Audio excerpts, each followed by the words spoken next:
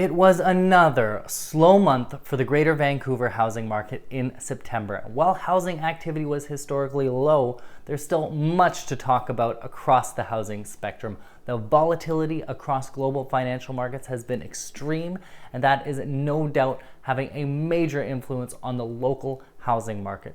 Interest rates are still painfully pushing higher. Bond yields are surging once again. The provincial government has proposed major policy changes to the housing market and so much more. Let's dive in. Greater Vancouver home sales, they trickled in at one of their lowest levels in nearly 30 years. We recorded just over 1,700 sales in the month of September, and other than 2008, 2012, and 2018, this was the weakest September in 30 years. And it's worth noting that the only years with weaker sales activity were all bear markets for housing. This year is no different. Sales activity has been incredibly weak for months now. However, what's most interesting is what's happening with the listings. Sellers are not listing their homes for sale. It appears they're not satisfied with today's prices either. New listings, they fell. They fell to a 20-year low for the month of September. Remember, the belief was that higher mortgage rates would cause people to panic and flood the market with inventory. That has not happened, at least not yet. Sellers, they are optimistic that this correction will be short-lived, as they've typically been in recent decades. Will this prove to be a costly error? Quite possibly.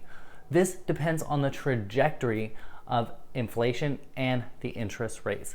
Sellers are effectively betting that inflation will be transitory and that it will subside soon, allowing interest rates to come down and the housing market can begin its recovery. But what if inflation proves more long-lasting? I think when we look ahead, there are more risks of pent-up supply.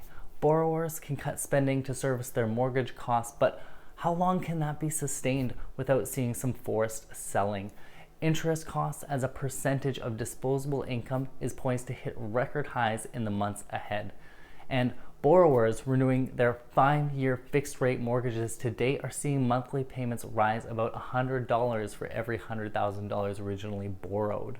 The Bank of Canada has once again emphasized the need for more rate hikes to cool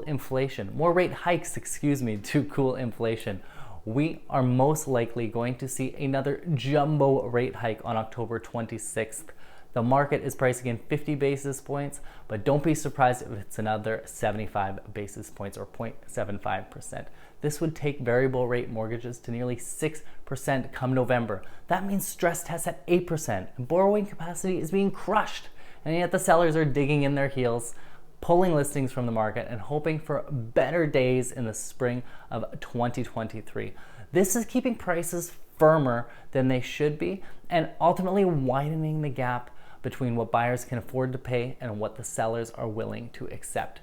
Case in point, detached homes for sale in Greater Vancouver under $2 million. There's not much for sale. We're near record lows. Inventory is not great.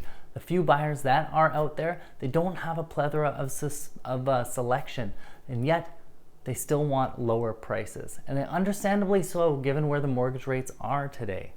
The summary here is that it looks incredibly likely that both fixed and variable rate mortgages could be sitting at 6% come November. Affordability has deteriorated to extreme levels, and quite simply, prices have not come down nearly enough to offset the borrowing costs.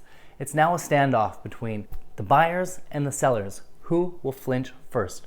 We're likely to see a slow grind in the prices from here. So that's our market update for the month of September in review. My name is Josh Kepke with McDonald Realty. If you'd like more information about what's going on in your local market, we really need to dive into specific product types and specific neighborhoods, and I would love to give you that information. Just shoot me a DM, comment below, send me a text or an email, or even give me a call. I'm always available to talk real estate with you. So thanks for watching. Visit us at vancouverrealestate.today.ca as well. And don't forget to follow me on all the channels you take in your social media. It's Josh Kepke. Thanks and bye for now.